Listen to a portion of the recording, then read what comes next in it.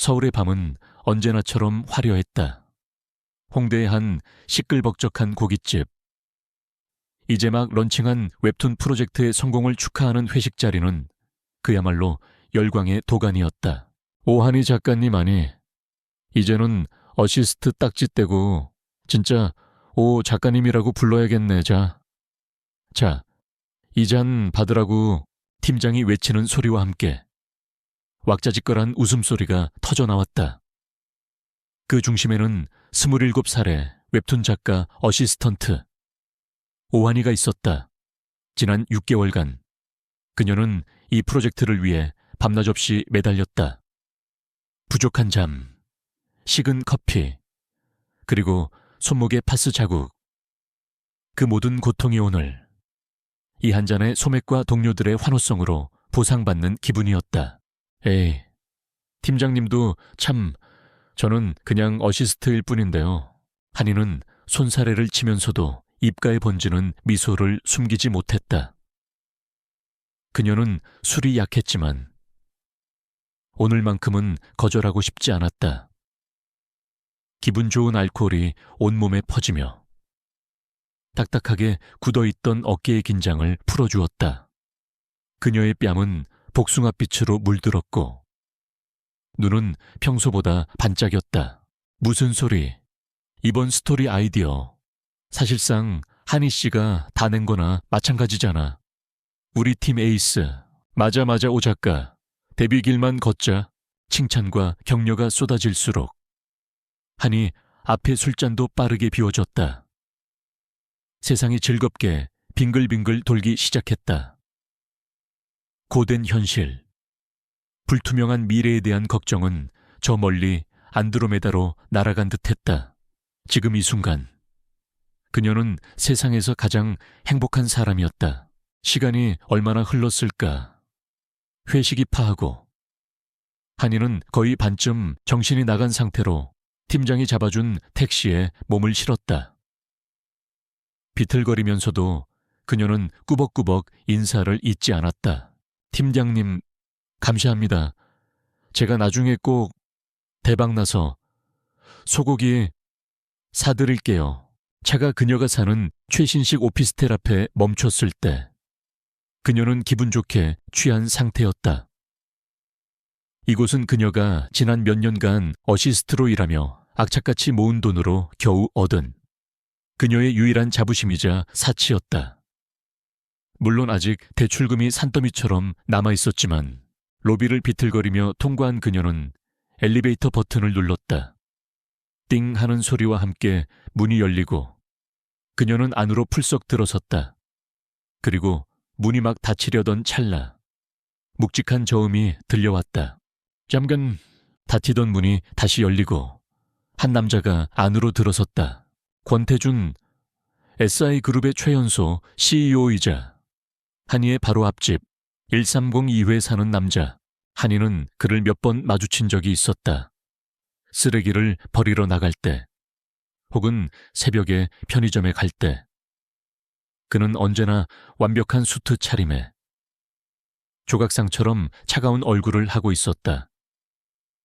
한이는 그에게 얼음 조각 미남이라는 별명을 붙여주었다. 물론 속으로만 오늘도 그는 흠잡을 데 없이 완벽했다. 최고급 원단으로 만들어진 차콜 그레이 수트, 흐트러짐 하나 없는 포마드 헤어, 그리고 세상 모든 것에 무심한 듯한 차가운 눈빛. 엘리베이터 안의 공기가 순식간에 몇 도는 내려가는 기분이었다. 그의 몸에서 풍기는 비싸고 절제된 향수 냄새가 그녀의 몸에서 풍기는 달달한 소주 냄새와 어색하게 뒤섞였다. 평소에 한이었다면 최대한 벽에 붙어서 숨도 제대로 쉬지 못했을 것이다. 하지만 오늘은 알코올이 그녀의 간을 부풀리다 못해 배짱까지 부풀려 놓은 날이었다. 그녀는 고개를 갸웃거리며 그를 빤히 쳐다보았다. 그의 완벽한 얼굴, 넓은 어깨, 그리고 그의 목에 메어진 짙은 남색 실크 넥타이. 그때였다. 그녀의 취한 뇌가 이상 신호를 보냈다. 저 완벽하게 매듭지어진 넥타이가 아주 미세하게 원자 하나 크기만큼 삐뚤어져 보였다. 저 완벽한 남자의 유일한 오점. 저것은 그냥 넘어갈 수 없는 문제였다. 한이는 결심했다는 듯 손가락으로 그를 콕 찔렀다. 아저씨, 아이, 권태준의 눈썹이 미세하게 꿈틀거렸다. 아저씨라니, 태어나서 처음 들어보는 호칭이었다. 한이는 아랑곳하지 않고 말을 이었다. 넥타이가 삐뚤어졌잖아요. 그렇게 입으면 수트가 울어요. 울어. 권태준의 시선이 아주 잠시 자신의 넥타이로 향했다. 그의 넥타이는 한치의 오차도 없이 완벽했다. 그가 다시 고개를 들었을 때 그의 눈에는 지금 뭐 하는 생물인가 하는 순수한 경이로움이 담겨 있었다. 그가 무언가 말을 하기도 전에 한이가 비장하게 외치며 그에게 달려들었다. 제가 이 오한이님이 바로잡아 드리겠습니다. 얌간. 권태준의 제지는 소용없었다. 한이는 작은 몸으로 그에게 돌진해 그의 비싼 실크 넥타이를 두 손으로 와락 붙잡았다. 그리고는 위아래로 마구잡이로 흔들어대기 시작했다. 아니, 이렇게 매면 안 되죠. 매듭에 영혼이 없잖아요. 영혼이. 그녀는 술에 취해 꼬이는 혀로 훈계를 늘어놓으며 엉망으로 넥타이를 풀어헤치려 했다. 그녀의 손길에 태준의 목이 살짝 조여졌고 그는 저도 모르게 컥 소리를 냈다. 그녀의 머리가 그의 가슴팍에 부딪혔고 달콤한 샴푸 냄새와 역한 술 냄새가 그의 코를 동시에 강타했다. 권태준의 인생은 지난 32년간 완벽한 통제와 질서 속에서 움직여왔다. 그의 방형 1미터 안으로 허락 없이 들어온 사람은 아무도 없었다. 그런데 지금 이 정체불명의 여자가 자신의 가장 개인적인 영역을 침범해 넥타이를 잡고 흔들고 있었다. 이것은 공격인가? 아니면 새로운 형태의 유혹인가? 그의 뛰어난 두뇌는 이 예측 불가능한 상황 앞에서 처음으로 작동을 멈췄다. 자, 이렇게 어라. 왜 안 되지? 한이는 한참 동안 그의 넥타이와 씨름하다. 결국 포기하고는 아무렇게나 매듭을 지어버렸다. 그리고는 아주 만족스럽다는 듯 그의 단단한 가슴팍을 퍽 소리가 나게 두드렸다. 됐죠. 완벽하네. 훨씬 낫다. 그 순간 띵 하는 소리와 함께 엘리베이터가 13층에 도착했다. 한이는 자신의 위대한 업적에 뿌듯해하며 비틀거리며 엘리베이터에서 내렸다. 그리고는 복도 저편으로 사라지기 직전 태준을 향해 뒤돌아서서 거수경례까지 붙였다. 공성. 그녀는 자신의 집 참경 1호의 도어록을 한참 동안 낑낑대며 열고는 안으로 쿵소리를 내며 사라졌다. 엘리베이터 안에는 권태준 혼자 덩그러니 남았다. 문이 다시 닫히고 엘리베이터는 위층으로 올라가기 시작했다.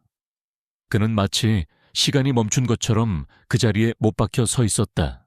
그는 천천히 고개를 숙여 자신의 넥타이를 보았다. 완벽하게 매듭지어져 있던 넥타이는 이제 누가 봐도 우스꽝스러운 모양으로 엉망진창이 되어 있었다. 그리고 그의 가슴팍. 그녀가 두드렸던 곳에서는 희미하게 그녀의 온기가 느껴지는 듯했다. 분노가 치밀어야 정상이었다. 당장 경비실에 연락해 저 무례한 여자를 쫓아내라고 소리쳐야 했다. 하지만 그의 마음속에서 피어오른 감정은 분노가 아니었다. 그것은 아주 낯설고 기묘한 재미라는 감정이었다. 자신의 철옹성 같던 세상에 술 냄새를 풍기며 돌진해 와 넥타이 하나를 엉망으로 만들어 놓고 사라진 여자. 권태준은 자신의 아파트 1302호 앞에 섰다. 그는 잠시 맞은편에 차 301호의 문을 바라보았다.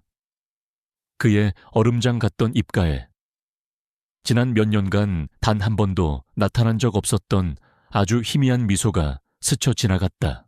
그의 완벽하게 통제된 삶에 아주 흥미로운 변수가 나타났다. 다음 날 아침, 오한이의 세상은 종말을 맞이했다. 두개골을 쪼개는 듯한 지독한 두통과 함께 그녀는 자신의 침대 위에서 눈을 떴다. 암막 커튼을 비집고 들어온 한 줄기 햇살이 마치 레이저처럼 그녀의 눈을 공격했다. 그녀는 신음소리를 내며 몸을 일으켰다. 입안은 사막처럼 바싹 말라 있었고 머릿속은 어젯밤 마신 소맥폭탄의 잔해로 안개가 낀 듯 뿌옇기만 했다. 그녀의 오피스텔은 평소처럼 아늑하지만 어수선했다. 벽에는 그녀가 좋아하는 웹툰 캐릭터 포스터가 붙어 있었고 책상 위에는 작업 도구들이 어지럽게 널려 있었다. 이곳은 그녀의 유일한 안식처였다. 한이는 비틀거리며 부엌으로 가 냉장고 문을 열고 생수 한 통을 통째로 들이켰다. 차가운 물이 목구멍을 타고 흐르자 비로소 정신이 조금 돌아오는 것 같았다. 어젯밤의 기억, 즐거웠던 회식, 동료들의 축하, 기분 좋게 탔던 택시, 그리고 차가운 엘리베이터, 조각처럼 잘생겼지만 화가 난 것 같던 남자의 얼굴, 자신의 손에 쥐어있던 부드러운 실크 넥타이의 감촉, 그리고 아저씨라고 외치던 자기 자신의 목소리. 기억의 파편들이 맞춰지는 순간 한이는 베개에 얼굴을 파묻고 비명을 질렀다. 모든 것이 끔찍할 정도로 선명하게 기억나기 시작했다. 자신이 그 얼음 조각 미남의 넥타이를 공격했던 말도 안 되는 만행이, 굴욕감과 수치심, 그리고 공포가 한꺼번에 그녀를 덮쳤다. 미쳤어. 오한이 단단히 미쳤어. 그녀는 머리를 쥐어뜯으며 괴로워했다. 그는 분명 보통 사람이 아니었다. 그가 사는 집, 입고 있던 옷, 차고 있던 시계, 모든 것이 그녀와는 다른 세상의 사람이라는 것을 증명하고 있었다. 그런 사람에게 술에 취해 시비를 걸고 폭행에 가까운 스킨십까지 했다니 그녀는 공포에 질려 현관문으로 달려가 고양이 눈처럼 생긴 렌즈를 통해 밖을 엿보았다. 다행히 복도는 조용했다. 그가 문 밖에서 자신을 기다리고 있는 것은 아닐까 하는 끔찍한 상상에 온몸의 털이 곤두섰다. 이제 끝이야. 내 인생은 끝났어. 그녀는 결심했다. 오늘부터 투명 인간이 되어 살겠다고. 절대로 그와 마주치는 일이 없도록 아침에 나가는 시간과 저녁에 들어오는 시간을 바꾸고 엘리베이터 대신 비상계단을 이용할 것이라고. 그녀는 한상 2호 남자 회피 작전이라는 이름의 치밀한 인생 계획을 세우기 시작했다. 같은 시각 그녀가 그토록 두려워하는 하상 2호의 남자. 권태주는 평소와 똑같이 새벽 5시에 눈을 떴다. 그의 펜트하우스는 한이의 집과 복도 하나를 사이에 두고 있었지만 그곳은 완전히 다른 우주에 속한 공간이었다. 감정을 배제한 흑백의 미니멀리즘 인테리어. 모든 물건은 마치 자로 잰 듯 완벽한 위치에 놓여 있었다. 그는 한강이 내려다 보이는 창가에서 스트레칭을 하고 샤워를 하고 드레스룸으로 들어섰다. 모든 것이 기계처럼 정확한 그의 일상이었다. 하지만 오늘 그의 완벽한 루틴에 작은 균열이 생겼다.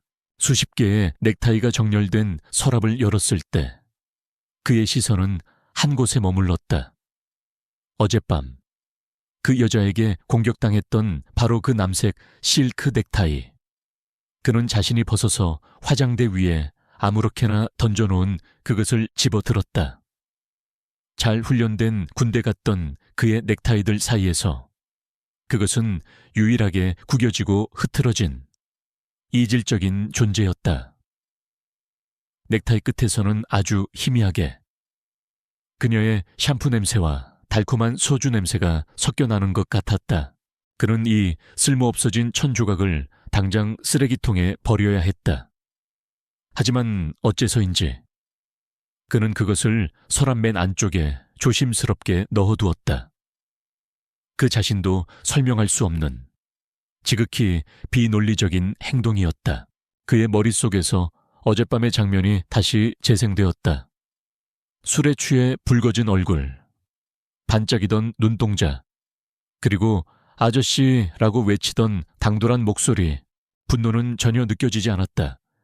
오히려 그의 통제된 세상에 예고 없이 날아든 작은 새 한 마리 같았다. 시끄럽고 정신없고 예측 불가능한, 하지만 그 혼돈이 이상하게도 싫지 않았다. 지난 몇 년간 잊고 있던 재미라는 감각을 아주 오랜만에 떠올리게 했다. 대체 어떤 여자일까? SI 그룹 본사. 최고층 CEO 집무실 권태주는 서울의 정영을 발 아래에 둔 채 보고를 받고 있었다. 그의 유능한 비서 김민석 실장이 간밤의 뉴욕 증시 현황부터 오늘의 세부 일정까지 막힘없이 보고했다. 태주는 듣는 둥 마는 둥 하더니 보고가 끝나자 불쑥 다른 질문을 던졌다. 김비세요. 내는 대표님, 우리 오피스텔 1331호 누가 사는지 알아봐. 김비서는 포커페이스를 유지했지만 속으로는 적잖이 놀랐다. 그의 상사는 지난 5년간 단 한 번도 사적인 호기심을 드러낸 적이 없었다.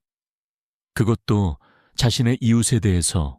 태주는 무심한 척 덧붙였다. 이름, 직업, 나이, 간단하게. 오늘 점심 전까지. 그것은 전면적인 신상 조사가 아닌 순수한 호기심의 발로처럼 들렸다.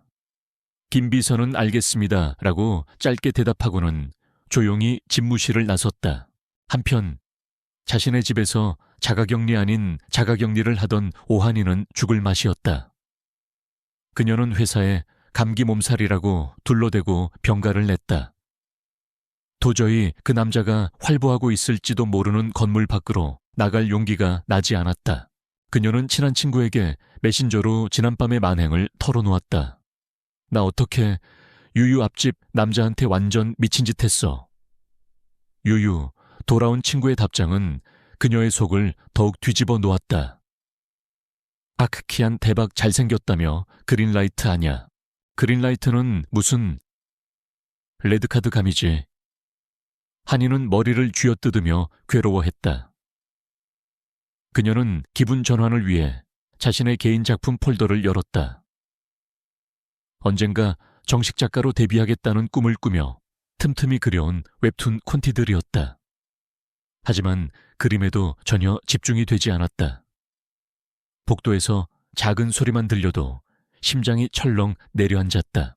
오전 11시 50분, 김 비서가 얇은 서류철 하나를 들고 태준의 집무실로 들어왔다. 알아봤습니다. 일산강 2로 거주자는 오한이. 만 27살입니다.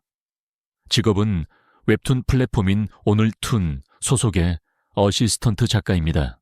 서류철의 첫 장에는 오늘툰의 작가 소개 페이지를 출력한 종이가 있었다. 거기에는 어색하게 웃고 있는 한이의 증명사진이 붙어 있었다. 사진 속 그녀는 어젯밤에 술 취한 모습과는 전혀 달랐다.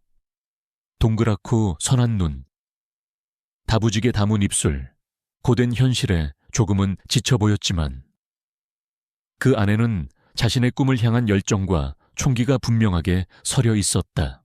권태주는 사진 속의 그녀와 어젯밤 자신에게 달려들던 예측 불가능한 생명체를 번갈아 떠올렸다. 그는 서류철을 덮었다. 입계는 누구도 읽을 수 없는 미묘한 미소가 걸려 있었다. 호기심은 이제 구체적인 계획으로 바뀌고 있었다. 그는 그녀를 다시 만나고 싶었다. 술에 취하지 않은. 맨정신의 그녀가 어떤 사람인지 궁금해졌다. 그는 창밖의 분주한 도시를 내려다보았다.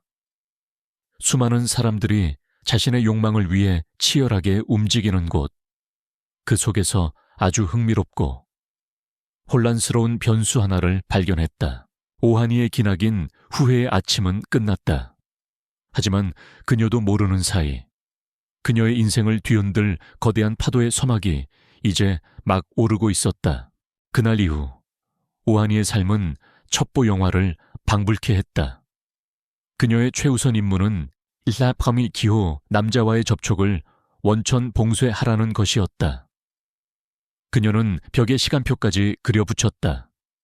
그가 출근할 것으로 예상되는 이른 아침과 퇴근할 것으로 예상되는 늦은 저녁 시간을 붉은색으로 표시하고 그 시간대를 완벽하게 피해 움직였다.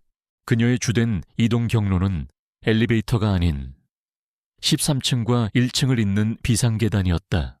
헉, 이럴 줄 알았으면 평소에 운동 좀 할 걸. 작업실에 출근하는 아침, 그녀는 13층 계단을 뛰어 내려가며 숨을 헐떡였다. 다리는 후들거렸고 온몸은 땀으로 흠뻑 젖었지만 그와의 30초 남짓한 엘리베이터 동승을 피할 수만 있다면 이 정도 고통은 감수할 수 있었다. 며칠이 지나자 그녀는 자신만의 스텔스 기술을 연마한 닌자처럼 행동했다. 현관문을 열기 전에는 렌즈를 통해 복도를 3분 이상 살피는 것이 기본 수칙이 되었다. 그렇게 며칠간 그녀의 작전은 성공적으로 수행되는 듯했다. 그녀는 그와 마주치지 않았고 그 끔찍했던 넥타이 공격의 기억도 조금씩 희미해지는 것 같았다. 그녀는 이 평화가 영원하기를 빌었다. 하지만 신은 혹은 그녀의 오피스텔 경비원은 그녀의 편이 아니었다. 그날은 유독 야근이 길었다. 밤 11시가 다 되어서야 녹초가 된 몸을 이끌고 집에 도착한 한이는 현관 도록을 열며 자신을 방해줄 유일한 가족, 고양이 두부를 떠올렸다. 누부야, 누나 왔다. 그녀가 문을 여는 순간 하얀 털뭉치 하나가 쏜살같이 그녀의 다리 사이를 빠져나갔다. 아! 그녀가 반응하기도 전에 두부는 쏜살같이 복도를 가로질러 활짝 열려있는 8산 2호의 문 안으로 사라져버렸다. 왜 어째서 저 얼음 조각 같은 남자의 집문이 왜 하필 지금 이 순간에 열려있는 것인가? 한이의 머릿속이 하얘졌다. 최악의 시나리오. 그녀의 유일한 가족인 고양이가 적진의 심장부로 뛰어든 것이다. 그녀는 1초간 망설였다. 그냥 모른 척할까 하지만 두부는 그녀에게 아들 같은 존재였다. 그녀는 심호흡을 하고 거의 울상이 된 얼굴로 열려있는 챔상읍 2호의 문을 조심스럽게 두드렸다. 저기요, 실례합니다. 문 안쪽에서 권태준이 나타났다. 그는 수트 차림이 아니었다. 몸에 딱 맞는 검은색 반팔 티셔츠와 회색 트레이닝 팬츠 차림이었다. 편안한 옷차림은 그의 숨겨진 단단한 몸의 윤곽을 오히려 더 선명하게 드러냈고 흐트러진 머리카락은 그의 차가운 인상을 조금은 부드럽게 만들었다. 하지만 그 모습이 한이를 더욱더 당황하게 만들었다. 그의 등 뒤로 보이는 집 안풍경은 그녀의 상상 그대로였다. 잡지 화보에나 나올 법한 차갑고 미니멀한 인테리어. 모든 것이 완벽한 질서 속에 놓여 있었다. 무슨 일이지? 그의 목소리는 낮고 차분했다. 전혀 화가 난 것 같지 않았다. 한이는 거의 기어들어가는 목소리로 더듬거리며 말했다. 죄송합니다. 제 고양이가 집을 나와서 혹시 이쪽으로 누부야. 그녀가 필사적으로 고양이를 부르는 순간 사건이 터졌다. 거실 한가운데 놓인 거대한 검은색 가죽 소파 위로 하얀 털 뭉치가 솟아올랐다. 그리고 두부는 아주 신이 난 얼굴로 그 비싸 보이는 소파를 자신의 스크래처인 양 앞발로 신나게 긁어대기 시작했다. 드득 가죽이 찢어지는 끔찍한 소리가 고요한 집안에 울려 퍼졌다. 한이의 얼굴에서 핏기가 싹 가셨다. 저 소파값만 해도 자신의 오피스텔 보증금은 좋게 넘을 것 같았다. 그녀는 이성을 잃고 집 안으로 뛰어들었다. 안 돼. 두부야, 너 미쳤어. 당장 내려와.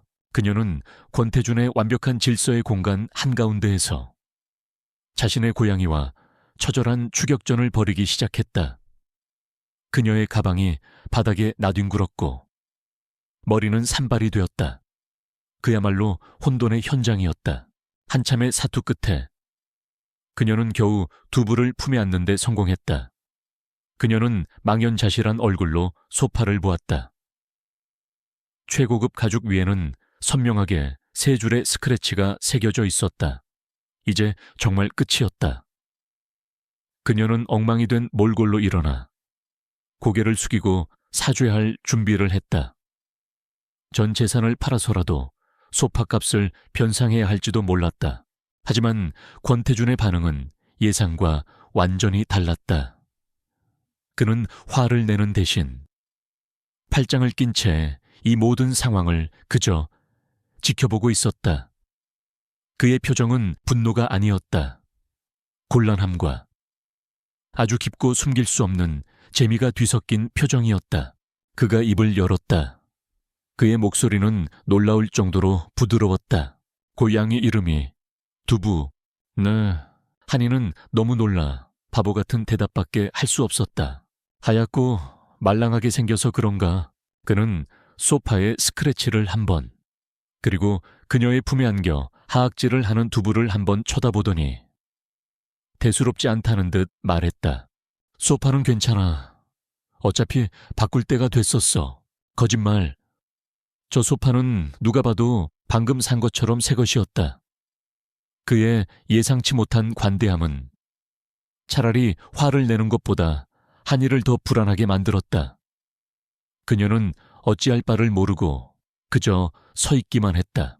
그때 그가 그녀를 똑바로 바라보며 말했다. 그의 눈은 모든 것을 꿰뚫어 보는 것 같았다. 계단으로 다니는 거 힘들지 않나? 13층인데. 아이. 그 한마디에 한이의 얼굴이 홍당무처럼 새빨갛게 달아올랐다. 알고 있었다. 그가 전부 알고 있었던 것이다. 자신이 지난 며칠간 그를 피하기 위해 얼마나 우스꽝스러운 노력을 했는지 그 모든 것을 지켜보고 있었던 것이다. 아침마다 땀을 뻘뻘 흘리며 계단을 뛰어 내려가고 저녁마다 숨을 헐떡이며 기어 올라오던 자신의 처절한 노력이 이 남자의 눈에는 한편의 코미디처럼 보였을 것이다. 수치심이 그녀의 머리끝까지 차올랐다. 그녀는 더 이상 아무 말도 할 수 없었다. 두부를 품에 꼭 껴안고 허리를 90도로 숙여 외쳤다. 죄송합니다.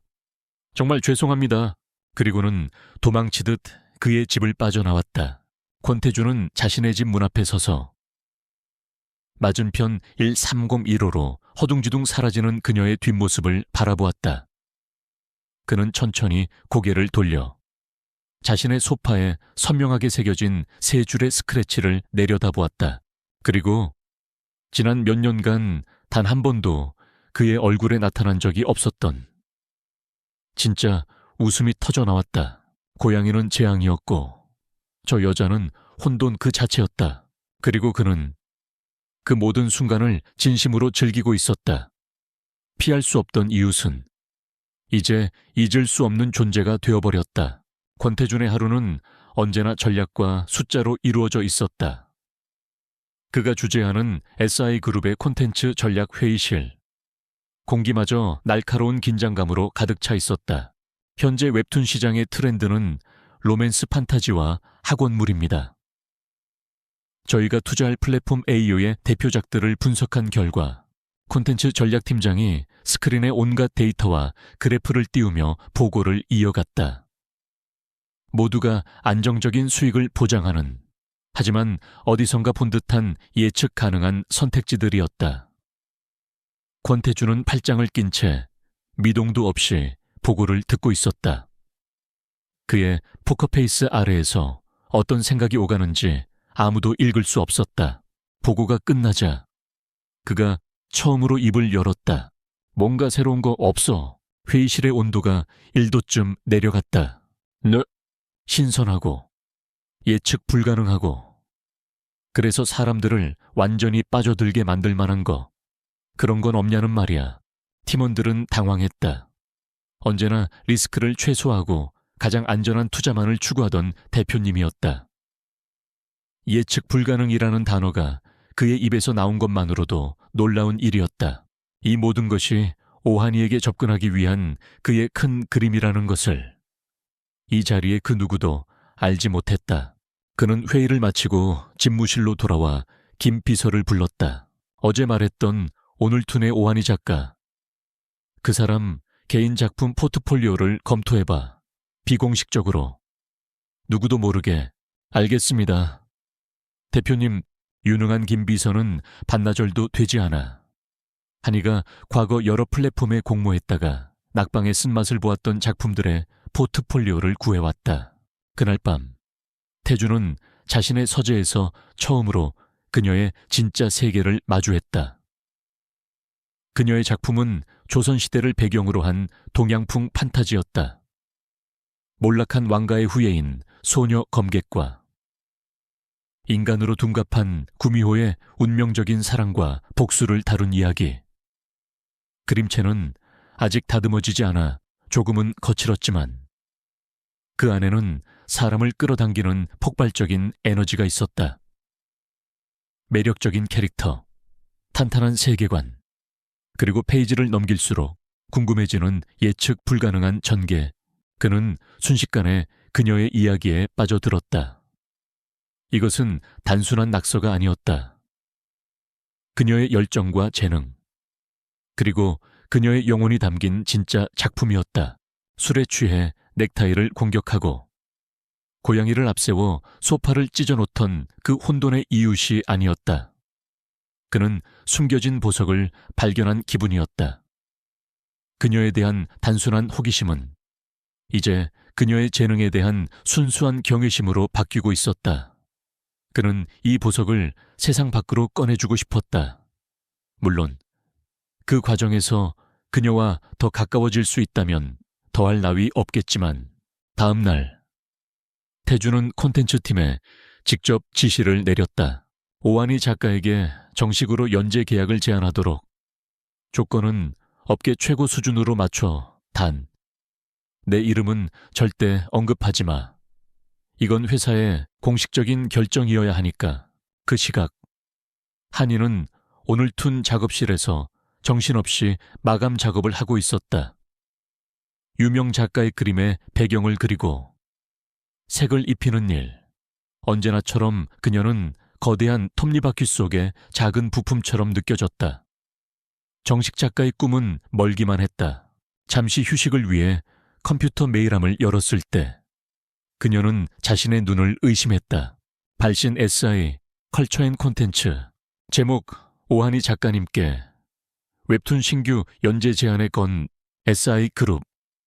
대한민국 최고의 대기업. 그곳에서 자신에게 메일을. 그녀는 심장이 쿵쾅거리는 것을 느끼며 떨리는 손으로 메일을 클릭했다. 메일의 내용은 꿈만 같았다. 과거 그녀가 제출했던 포트폴리오를 인상 깊게 보았으며 그녀의 작품에 대한 독점 연재 계약을 논의하고 싶다는 내용이었다. 말도 안 돼.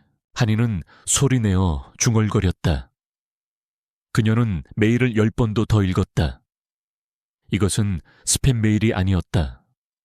그녀의 인생에 드디어 찾아온 기적 같은 기회였다.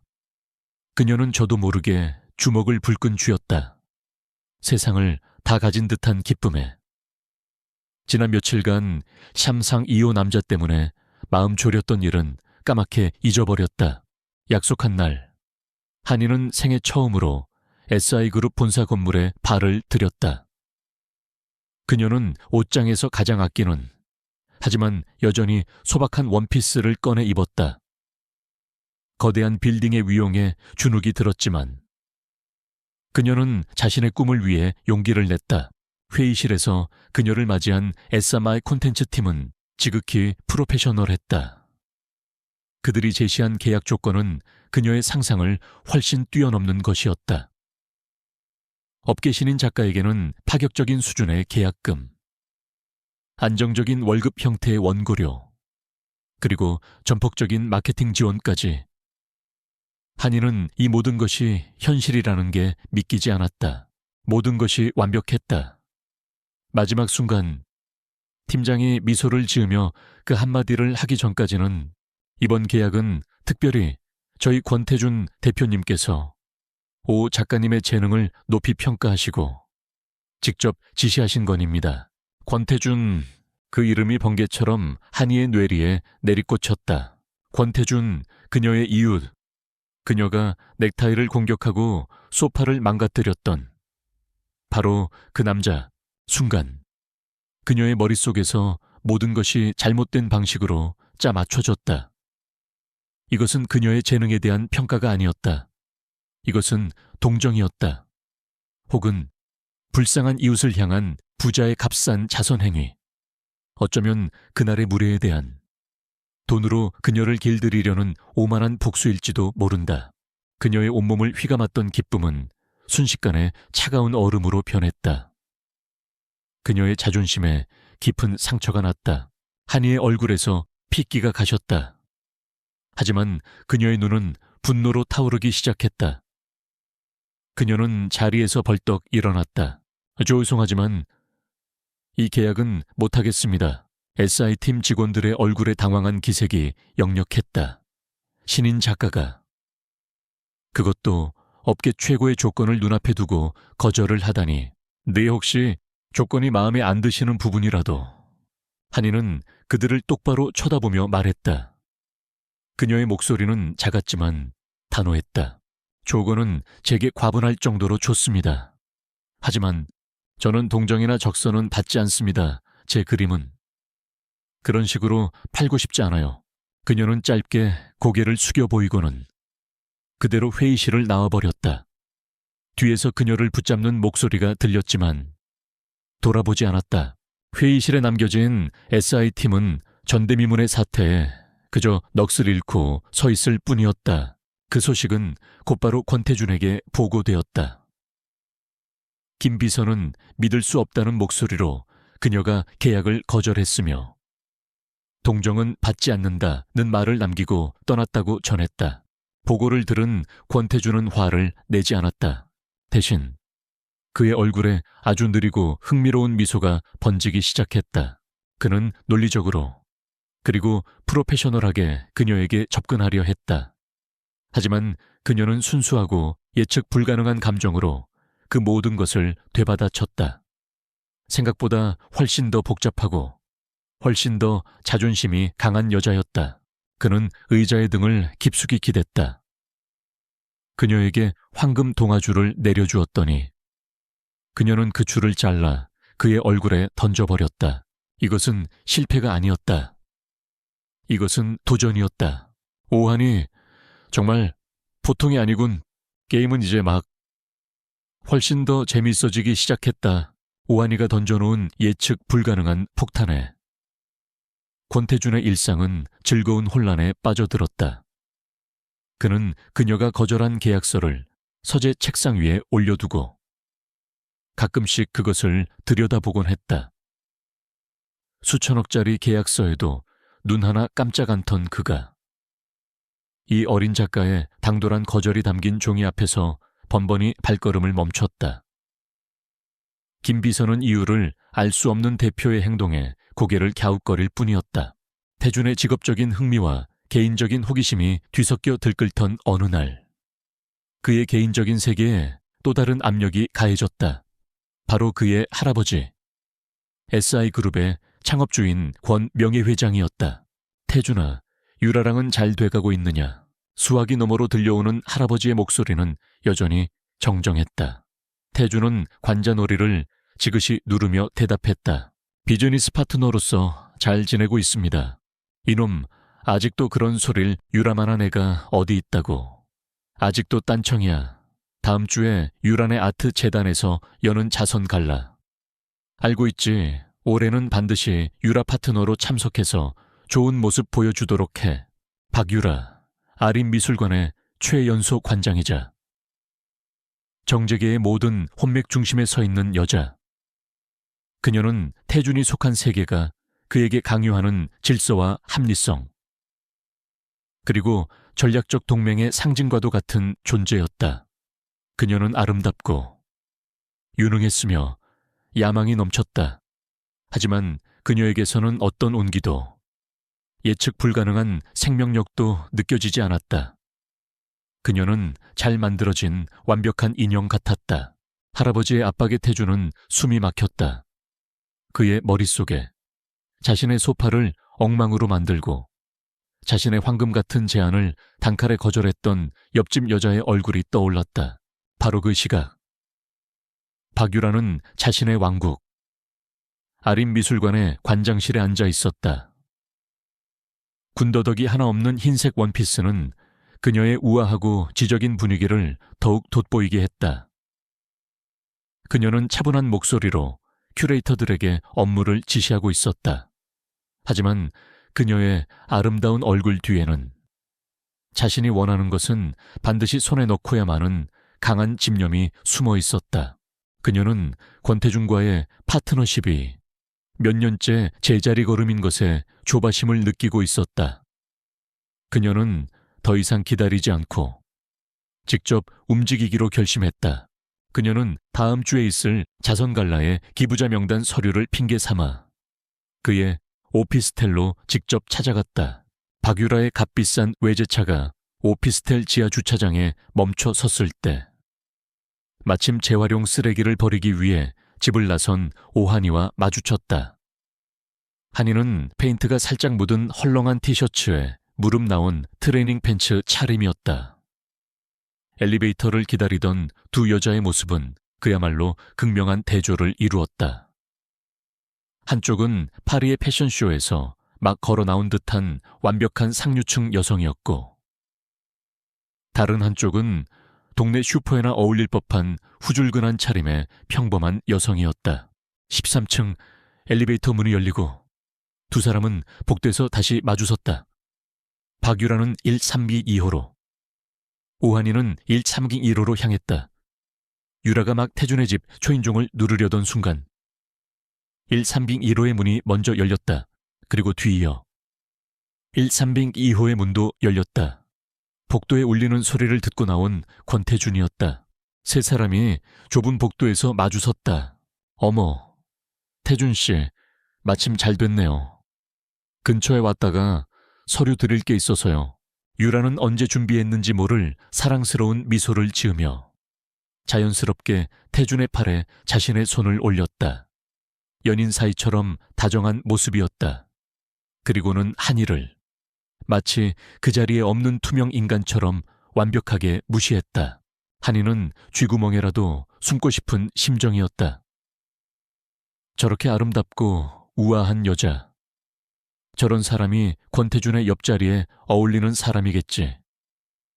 그 생각만으로도 가슴 한구석이 이상하게 따끔거렸다.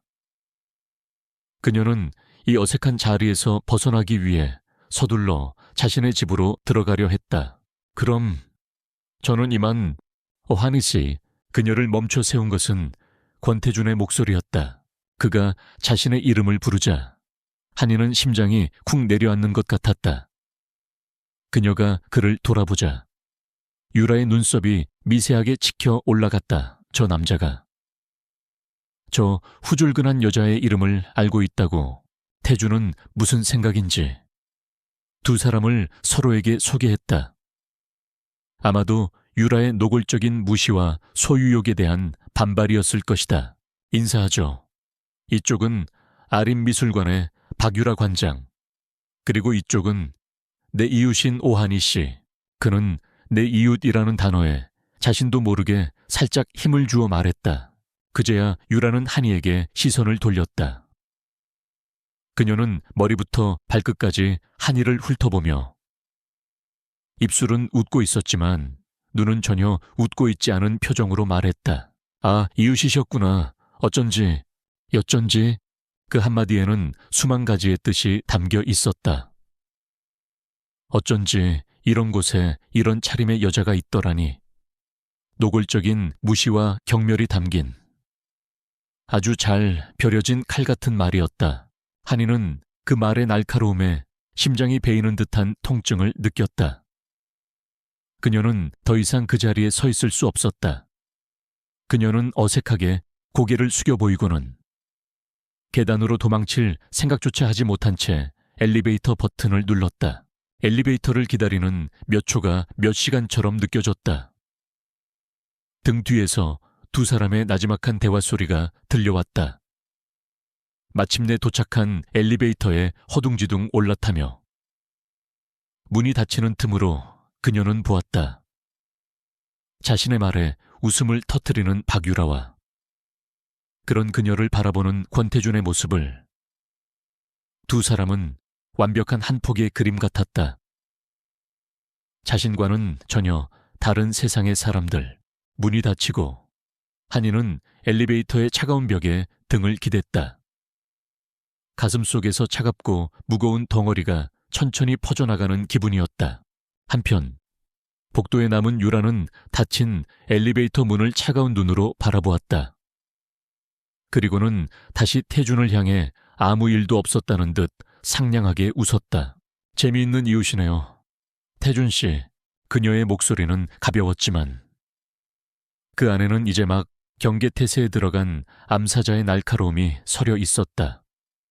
그녀는 보았다. 방금 전 권태준이 저 여자를 바라보던 눈빛을. 그것은 자신에게는 단 한 번도 보여준 적 없는 아주 깊은 흥미와 호기심이 담긴 눈빛이었다. 전쟁의 서막이 올랐다.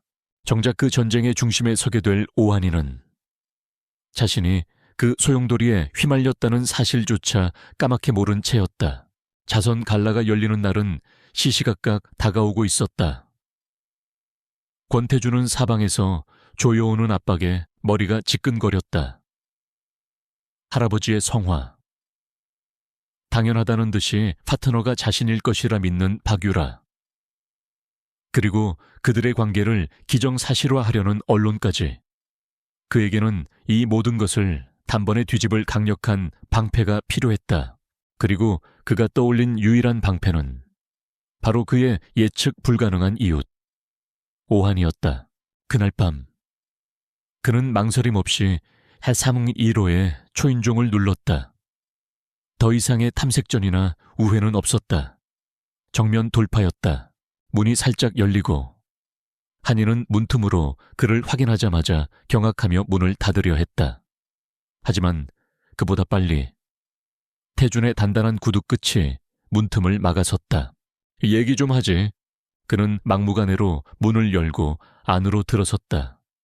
한이의 아늑하지만 어수선한 공간에 그의 차갑고 질서정연한 기운이 다시 한번 침범했다. 왜 또 오셨는데요? 소파갑 때문이라면 거래를 하나 하지. 태준은 그녀의 말을 자르며 본론으로 들어갔다.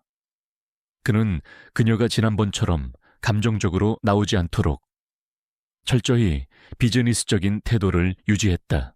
주말에 있을 자선 갈래. 하룻밤만 내 파트너가 되어줘. 한이는 어이가 없다는 듯 그를 쳐다보았다. 제가 왜요? 저는 대표님 파트너 역할 같은 거 할 이유도 없고 관심도 없는데요. 이 부탁을 들어주면. 당신이 거절했던 그 계약건, 내 개인적인 감정이나 배경은 모두 배제하고 오직 당신의 작품만으로 다시 심사받을 기회를 주지. 심사 과정 전체를 당신에게 투명하게 공개하겠다. 외부 전문가들을 심사위원으로 위촉해서 그의 제안은 치명적일 정도로 영리했다. 그것은 동정이나 자선이 아닌 공정한 기회였다. 그녀의 가장 큰 상처였던 자존심을 정면으로 파고드는 제안. 재능으로 인정받고 싶어하는 그녀의 가장 간절한 욕망을 건드리는 제안이었다. 한이는 흔들렸다.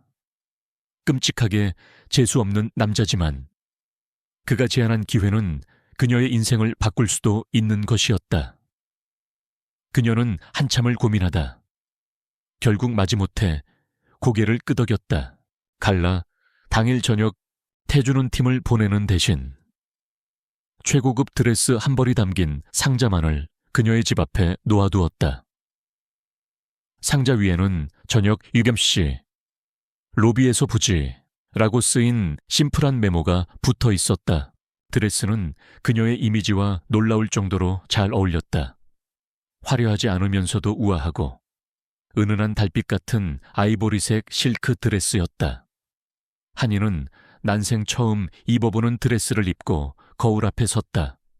거울 속에는 자신이 아닌 낯선 여자가 서 있었다. 긴장됐지만 아주 조금은 설레기도 했다. 약속된 유엽 씨. 그녀가 로비로 내려가자 태준이 먼저 와서 그녀를 기다리고 있었다. 그녀의 모습을 본 순간 그의 무표정했던 얼굴에 아주 잠시 균열이 생기는 것을 한이는 보았다.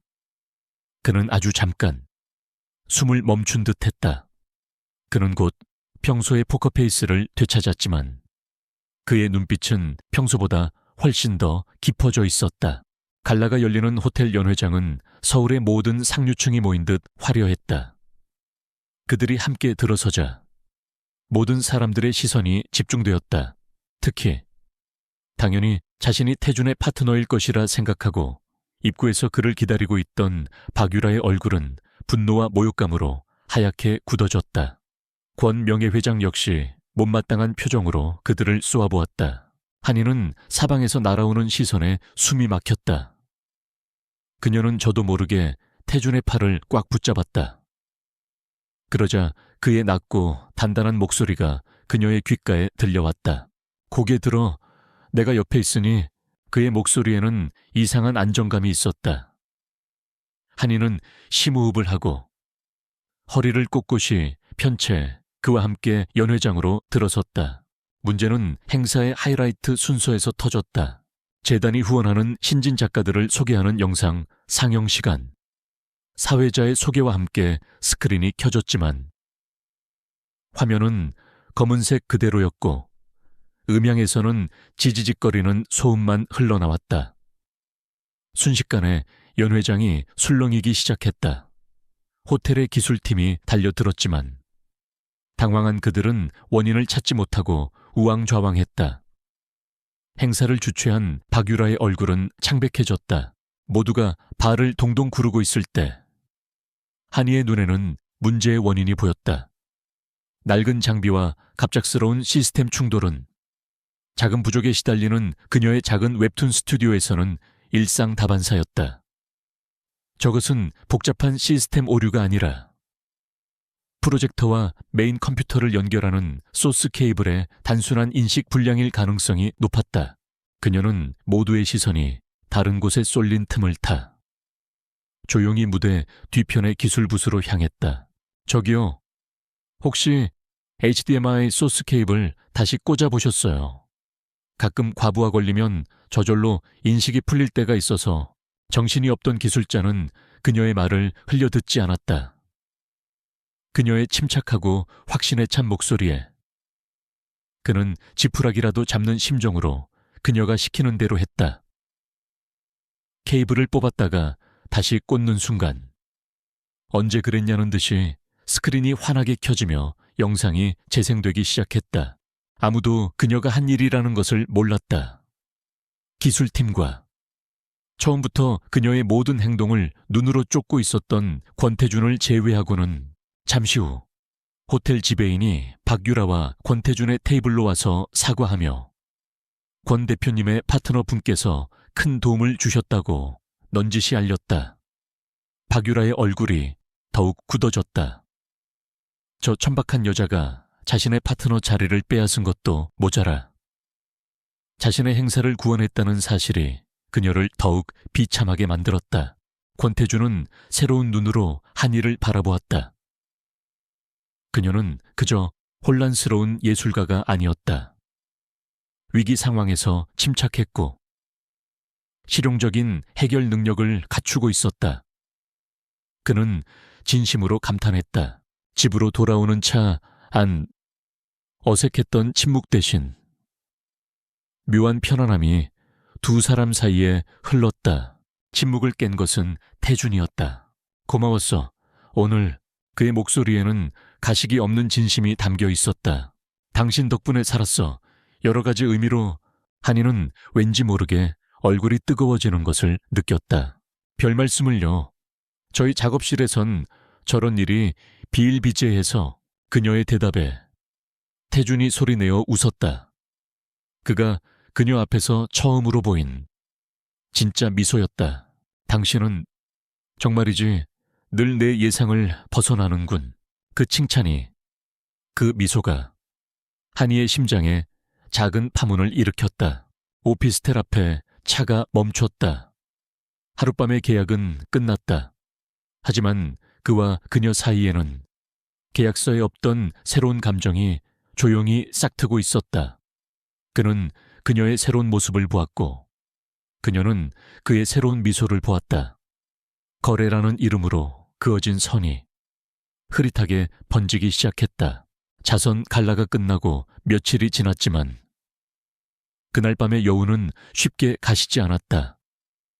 특히 박율에게는 더욱 그랬다. 그녀의 완벽하게 계획된 밤은 초대받지 않은 불청객 오한이로 인해 산산조각 났다. 그녀는 자신의 안방을 침범당한 암사자처럼 분노와 모욕감으로 잠 못 이루는 밤을 보내야 했다. 그녀를 가장 미치게 만든 것은 권태준의 변화였다. 갈라가 끝난 다음 날 아침, 그녀는 사과를 핑계로 그에게 전화를 걸었다. 태준 씨, 어젯밤엔 정말 미안했어요. 제 불찰로 행사에 차질이 생겨서 괜찮아, 잘 해결됐으니. 그의 목소리는 평소처럼 차분했지만 그 안에 담긴 온도는 미묘하게 달랐다. 예전 같았으면 비즈니스적인 위로의 말을 건넸을 그가 그저 괜찮다고만 했다. 마치 그녀의 실수는 더 이상 중요하지 않다는 듯이 유라는 애써 상냥한 목소리로 말을 이었다. 그래도 그 옆집 분, 오한이 씨라고 했죠.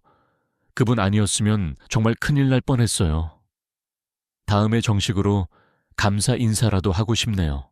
그녀는 한이의 이름을 꺼내며 그의 반응을 떠보았다. 아주 짧은 침묵이 흘렀다. 그리고 이어진 그의 대답은 유라의 심장에 비수를 꽂았다. 그럴 필요 없어. 그 사람은 당신이 신경 쓸 사람이 아니니까. 그 말은 내 사람이니 건드리지 말라는 아주 정중하지만 단호한 경고였다. 유라는 수화기를 든 채 온몸이 차갑게 굳는 것을 느꼈다. 권태준이 누군가를, 그것도 저런 보잘것없는 여자를 이토록 감싸고도는 그것은 처음 보는 일이었다. 그녀는 깨달았다. 이것은 더 이상 가벼운 해프닝이 아니라는 것을. 오한이는 그녀의 자리를 위협하는 실질적인 적이라는 것을. 그날 이후 유라는 자신의 모든 인맥과 정보력을 동원해 오한이의 뒷조사를 시작했다. 그녀가 고용한 사설 정보원은 며칠 만에 오한이에 대한 모든 것을 알아냈다. 가난한 집안 형편, 웹툰 어시스턴트로 근근히 살아가는 현실, 그리고 그녀가 과거 여러 웹툰 공모전에 출품했다가 낙선했던 작품들의 목록까지.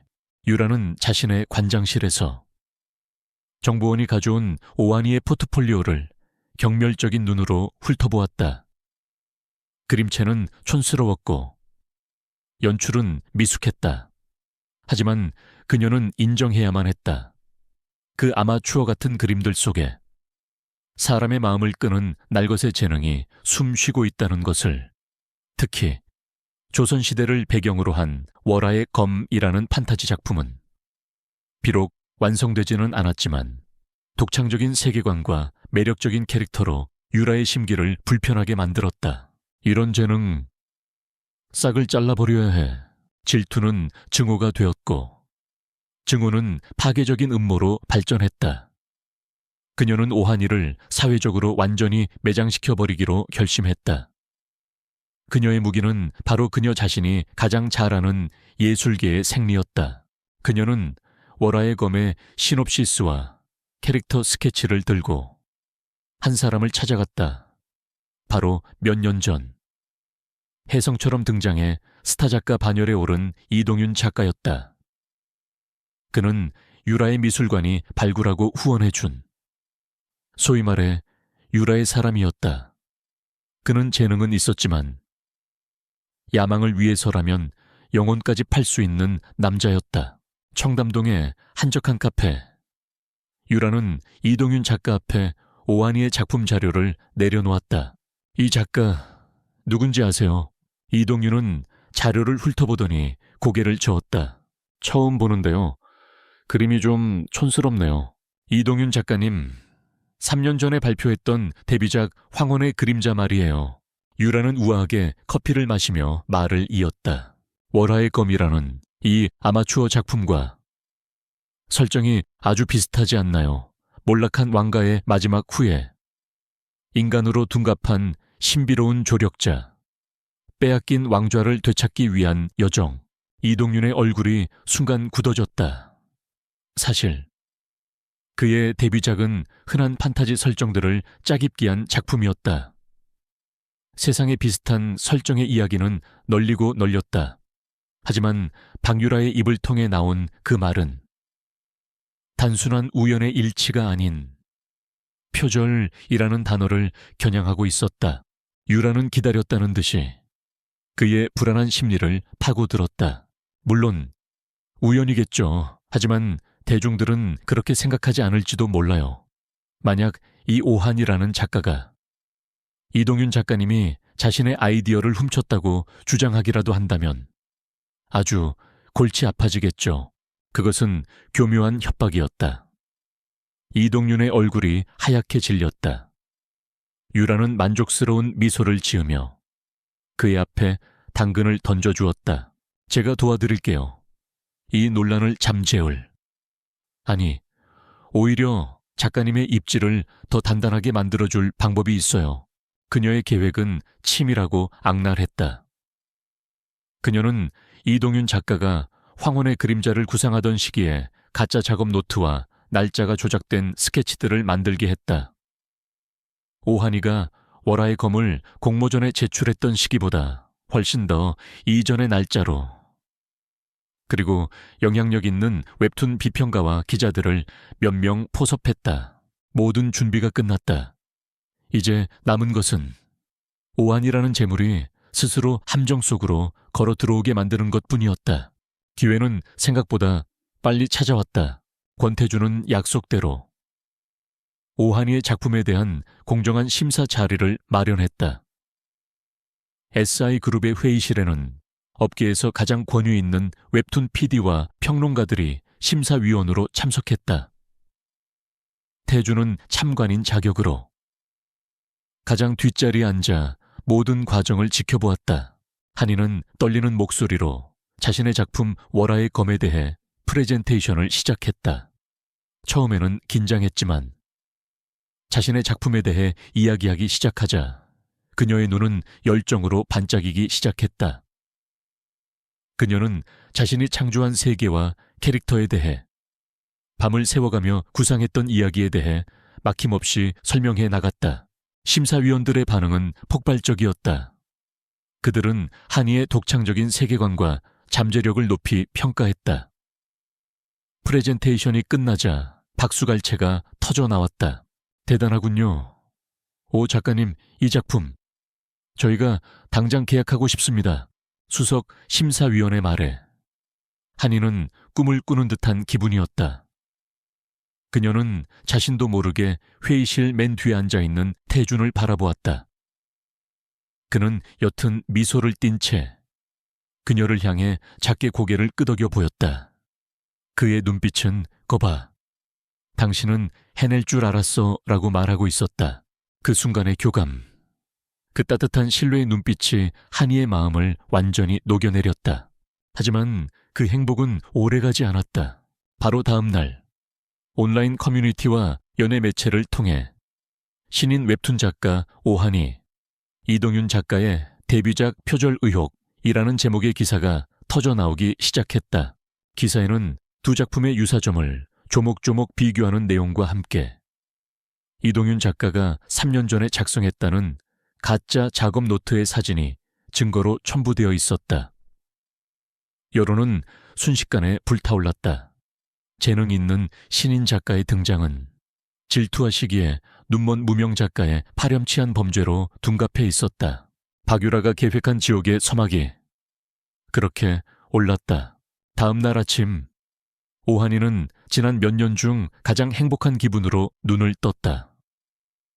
어젯밤의 성공적인 프레젠테이션과 자신을 향해 고개를 끄덕여주던 권태준의 따뜻한 미소가 꿈처럼 생생했다.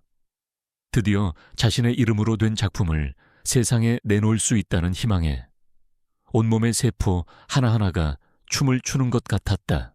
그녀는 설레는 마음으로 노트북을 켰다.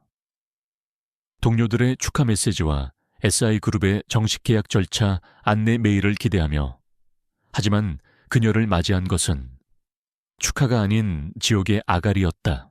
수십 개의 알림, 맹렬한 비난이 담긴 쪽지들, 그리고 그녀의 이름을 포털 사이트 실시간 검색어 1위에 올려놓은 기사 링크들.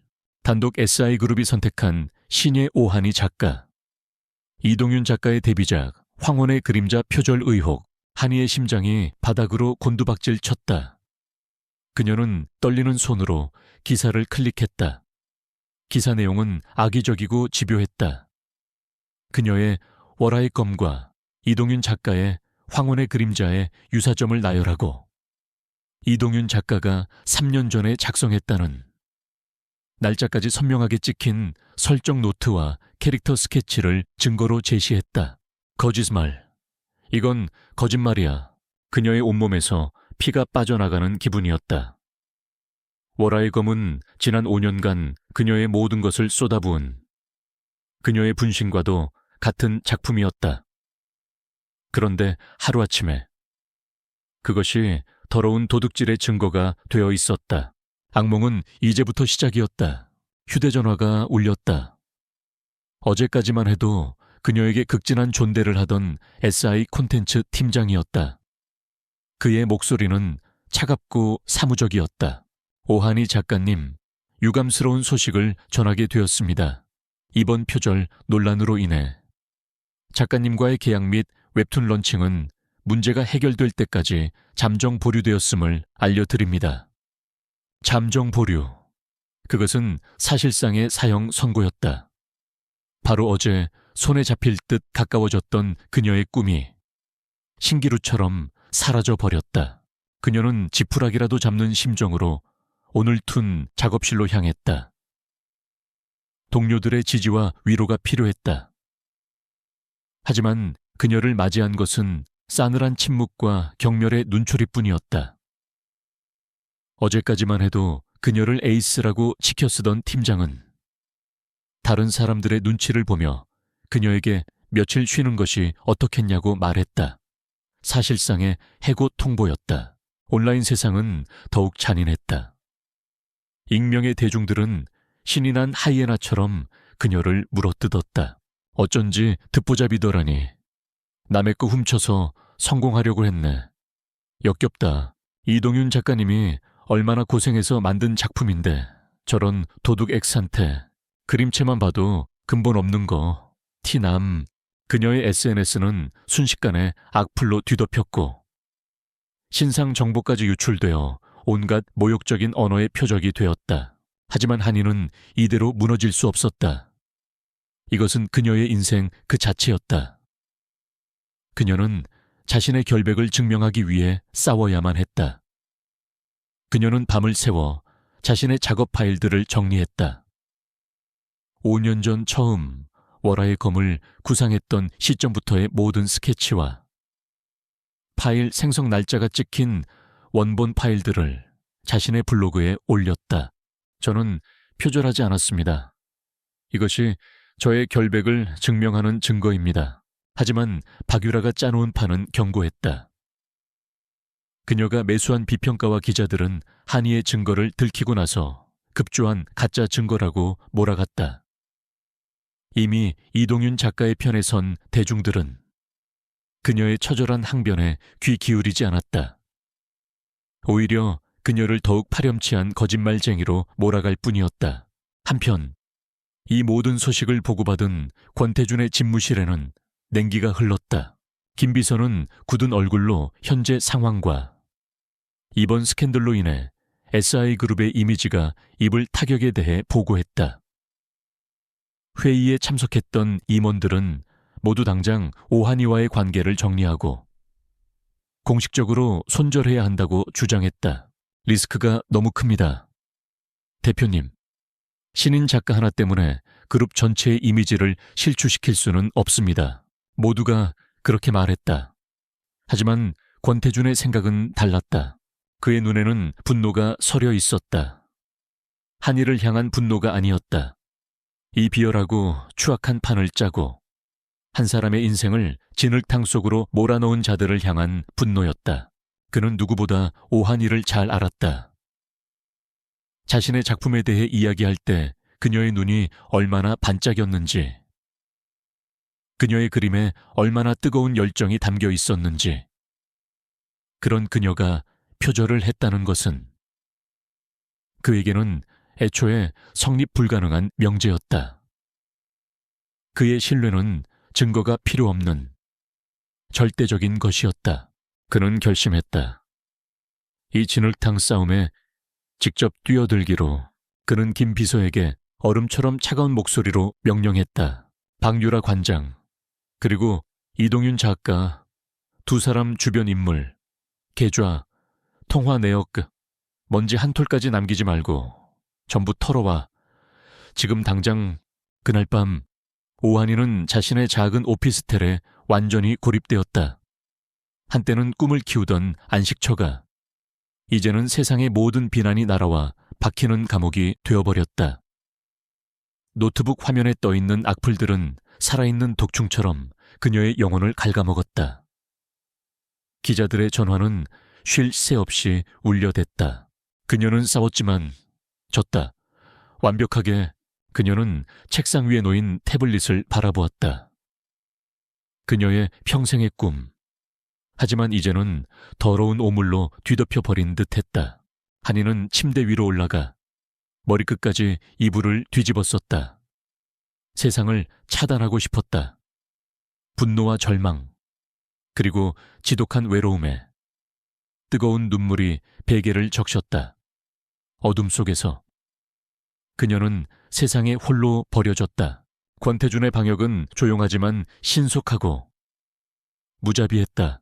그가 움직이기 시작했을 때 세상은 아직 오한이를 향한 비난의 목소리로 들끓고 있었다. 하지만 물밑에서는 거대한 해일이 조용히 그 힘을 키우고 있었다.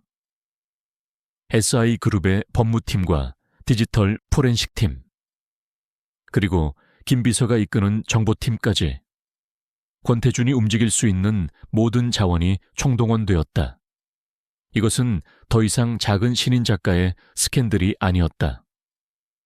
SI그룹의 수장이 자신의 모든 것을 걸고 시작한 전쟁이었다. 그들의 첫 번째 타겟은 이동윤 작가가 증거로 제출한 작업 파일들이었다. 찾았습니다. 대표님, 디지털 포렌식 팀장이 태준의 집무실에서 보고했다. 그는 노트북 화면에 복잡한 코드들을 띄웠다. 이동윤 작가가 제출한 파일의 생성 날짜는 3년 전으로 되어 있지만 파일의 원본 데이터를 분석한 결과 불과 일주일 전에 특정 프로그램을 이용해 과거 날짜로 위조된 것임이 확인되었습니다. 이것은 법정에서도 반박할 수 없는 증거입니다. 두 번째 타겟은 논란에 처음 불을 지폈던 비평가와 기자들이었다. 태준의 팀은 그들의 계좌를 샅샅이 추적했다. 예상대로. 기사가 터지기 며칠 전 출처를 알 수 없는 유령 회사를 통해 거액의 돈이 입금된 사실이 드러났다.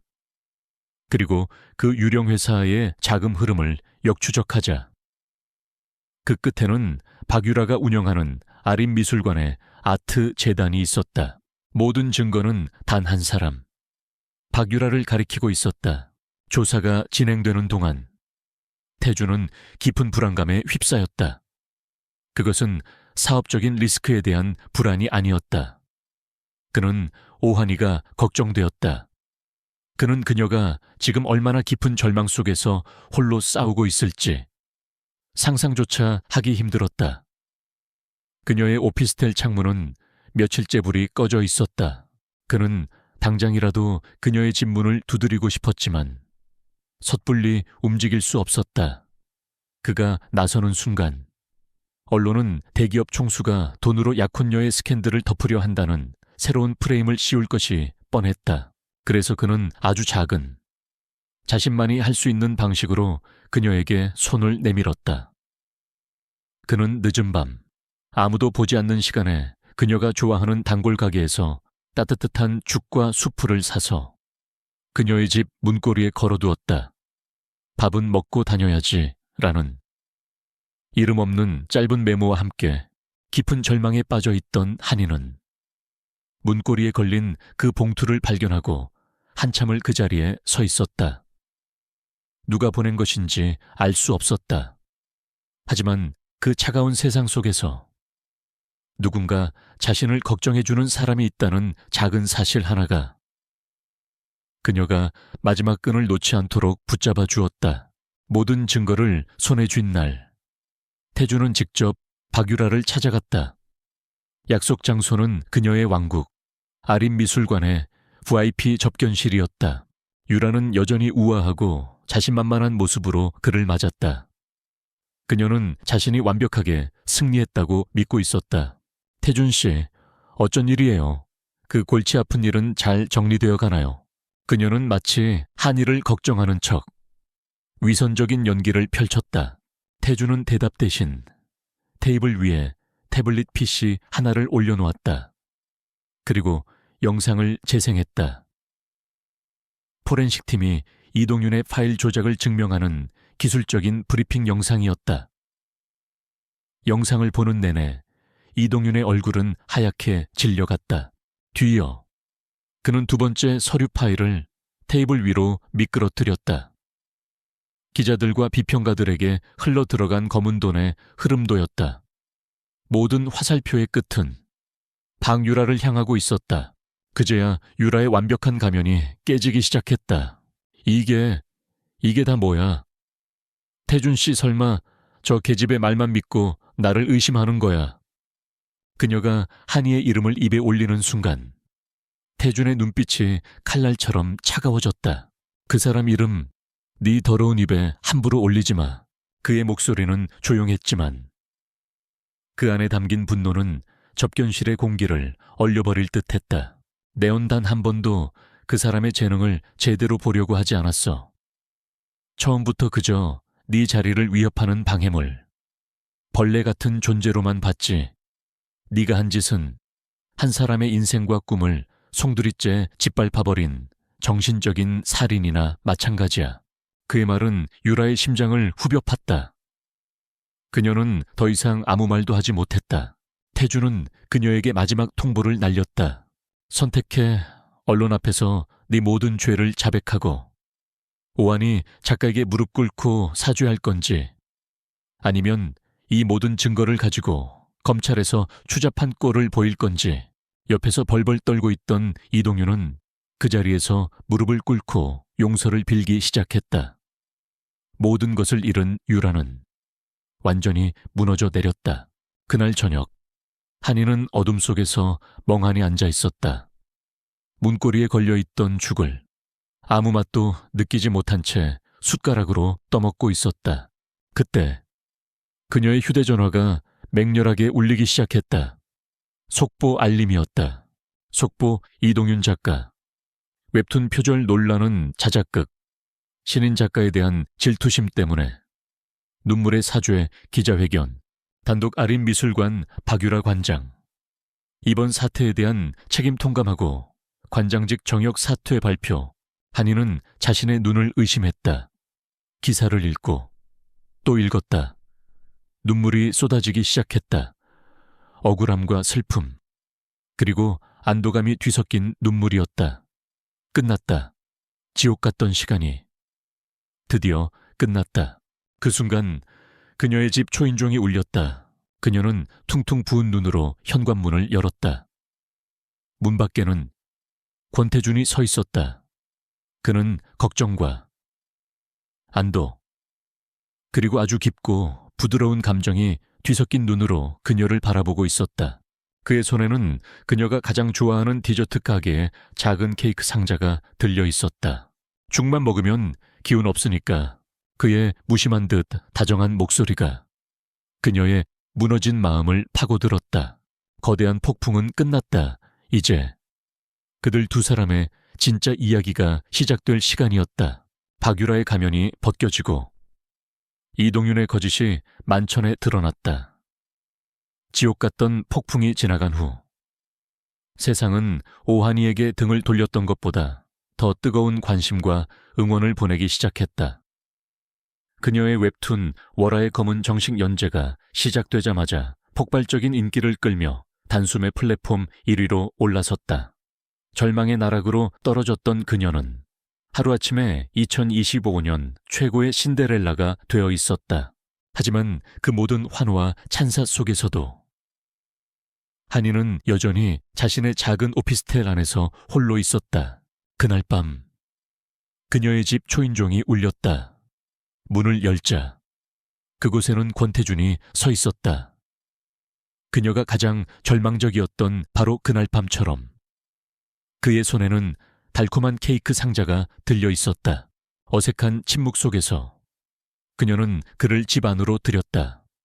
그녀의 집은 며칠 전과는 달리 다시 아늑하고 정돈된 모습을 되찾아 있었다. 하지만 두 사람 사이의 공기는 여전히 어색하고 무거웠다. 그들의 관계를 정의할 수 없는 안개 같은 시간이었다. 한이가 먼저 침묵을 깼다. 감사합니다. 그녀의 목소리는 작았지만 그 안에는 깊은 진심이 담겨 있었다. 대표님 아니었으면 저는 아마 태준 씨라고 불러 그가 부드럽게 그녀의 말을 막았다. 그리고는 어색하게 테이블 위에 케이크를 내려놓았다. 그리고 고마워할 필요 없어. 당연한 일을 한 것뿐이니까 진실은. 원래 있어야 할 자리로 돌아가야 하는 법이지. 그는 그녀의 집을 천천히 둘러보았다. 벽에 붙은 포스터, 책상 위의 스케치 도구들, 창가의 작은 화분. 모든 것이 그녀를 닮아 있었다. 이 집, 당신이랑 꼭 닮았군. 네, 어수선하고 정신없다는 뜻이죠. 한이가 멋쩍게 웃으며 말했다. 그러자 그가 희미하게 미소를 지으며 고개를 저었다. 아니, 살아있다는 뜻이야. 그는 잠시 창밖을 바라보았다. 자신의 텅 빈 펜트하우스를 떠올렸다. 우리 집은 너무 조용하고 깨끗해서 가끔은 아무도 살지 않는 유령의 집처럼 느껴질 때가 있거든. 그의 갑작스러운 고백에 한이는 무슨 말을 해야 할지 몰랐다. 그가 천천히 그녀를 향해 돌아섰다. 그의 눈빛은 어느 때보다 진지했다. 한이 씨, 내가 왜 당신을 믿었는지 알아. 제 재능을 알아봐 주셔서. 물론 그것도 맞아. 당신은 내가 본 최고의 스토리텔러야. 의심의 여지가 없어. 하지만 그게 전부는 아니야. 그는 깊은 숨을 한 번 내쉬었다. 오랫동안 자신의 마음속에만 담아두었던 가장 중요하고 가장 말하기 힘들었던 진실을 꺼내기 위해 우리의 모든 것은 그날 밤 엘리베이터에서 시작됐어. 그의 말에 한이의 얼굴이 화르르 타올랐다. 그녀는 그가 지난날의 만행을 다시 꾸짖으려는 줄 알았다. 하지만 그의 표정은 나무라는 기색이 아니었다. 오히려 아주 소중한 것을 회상하는 듯한 표정이었다. 내 인생은 지난 10년간 완벽한 통제 속에 있었어. 1분 1초까지 계획된 스케줄, 예측 가능한 사람들, 단 하나의 오차도 용납하지 않는 삶. 난 그게 옳은 것이고 편한 것이라고 생각했지. 그렇게 스스로를 거대한 성 안에 가둬두고 있었어. 그의 눈이 아련하게 빛났다. 그런데 당신이 나타났어. 술에 취해서. 내 넥타이가 삐뚤어졌다며 소리치는 당신이. 그는 그날을 떠올리며 저도 모르게 피식 웃었다. 바로 그 순간 내 완벽하고 지루했던 세상에 처음으로 균열이 생겼어. 너무나도 어처구니 없고 비논리적이고 혼란스러운데 이상하게도 숨통이 트이는 기분이었어. 얼어붙었던 심장이 다시 뛰는 것 같은. 살아있다는 느낌. 그는 테이블을 사이에 두고 그녀의 손 위로 자신의 손을 조심스럽게 포겠다. 나는 그날 밤 당신에게 반했어. 오하니, 당신의 그 통제 불가능하고 엉망진창이고 그래서 눈부시게 빛나는 생명력에 그리고 당신을 알아갈수록 당신의 뜨거운 열정과 바보 같을 정도로 강한 자존심과 그 누구 앞에서도 꺾이지 않는 강인함에 더 깊이 빠져들었어. 한이는 숨을 쉴 수 없었다. 눈물이 뺨을 타고 하염없이 흘러내렸다. 그것은 기쁨과 안도, 그리고 믿을 수 없는 행복의 눈물이었다. 그녀를 향한 세상의 모든 오해와 편견이 사라진 바로 그날, 그는 자신을 향한 마음의 빗장을 완전히 열어보였다. 이제 우리는 어떻게 되는 거예요? 그녀가 떨리는 목소리로 물었다. 그가 그녀의 손을 부드럽게 감싸주었다. 이제 시작이지. 그가 따뜻하게 웃으며 말했다. 이웃으로, 친구로, 그리고 아주 천천히, 조심스럽게, 그 이상으로. 몇 달 후 오하니의 월화의 검은 웹툰계를 넘어 드라마와 영화 판권 계약까지 성사시키며 대한민국 최고의 콘텐츠로 떠올랐다. 그녀는 이제 어엿한 스타 작가였다. 한 시상식에서 최우수 신인 작가상을 받은 날, 그녀는 트로피를 들고 자신의 오피스텔로 돌아왔다. 복되는 그날처럼 그가 그녀를 기다리고 있었다. 그는 축하해 라는 말 대신 그저 두 팔을 벌렸다. 한이는 트로피를 복도바닥에 내려놓고 그대로 달려가 그의 품에 안겼다. 자이비 가자. 그가 그녀의 귓가에 속삭였다. 그의 목소리가 말하는 짚은 더 이상 반상음 1호나 1302호가 아니었다. 그것은 그들 두 사람이 함께 있는 바로 그곳을 의미했다. 엘리베이터 안에서의 황당한 첫 만남으로 시작된 이야기. 차가운 이성과 뜨거운 감성, 완벽한 질서와 유쾌한 혼돈, 전혀 어울릴 것 같지 않던 두 개의 세계는 이제 서로에게 가장 완벽한 집이 되어주었다.